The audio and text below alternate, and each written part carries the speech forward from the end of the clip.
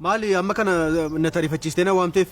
Dhimma ariifachiisaa tokkotu na quunnamee jennaan isin barbaade obbo Hirkoo nagaa keessanii maal egaa hawaasaa isaanii gidduutti kolfuun sirrii miti wal kabajuun kun gaarii natti fakkaata. Obbo isa jettu dhiisi jedhanii rakkoon qabu Hirkooma jedhe ati jedhii na waami uummatichatti dhiyoodhaan akka nama tokko mitan. Akkasii inistiraaktarii Tarrafaa beektu mini isin?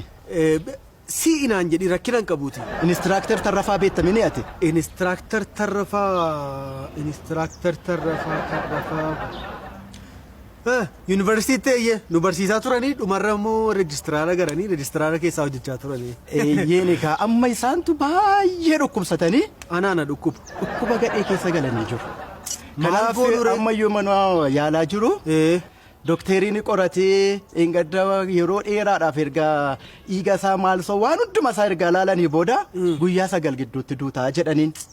Dhiiga isaa ilaalanii hunduma isaa ilaalan fuuldura isaa ilaaluu dadhabanii guyyaa 9 gidduutti duutaa jedhanii guyyaan 6 darbee guyyaa 3 duwwaa tafe ammayyuu. Kanaaf amma dhimmi ariifachiisaan isin barbaadeef iyyuu isin qola kitaabaa baay'ee barreessitu jedhan. Baay'ee isaanan beekaman. Keessa isaas ala isaas akkaataa gaariidhaan barreessitu jedhan. Baay'ee. Ganama sii kennama ganama qolli sii kennamnaani guyyaa guutuu qola qabattee deemta. Anis kanumaafani dhimma ariifachiisaan isin barbaadeef iyyuu guyyaa 3 hafte kana gidduutti seenaa obbo Tarrafaa keessa isaas ala isaas bareechitanii akkasin naa barreessiteef.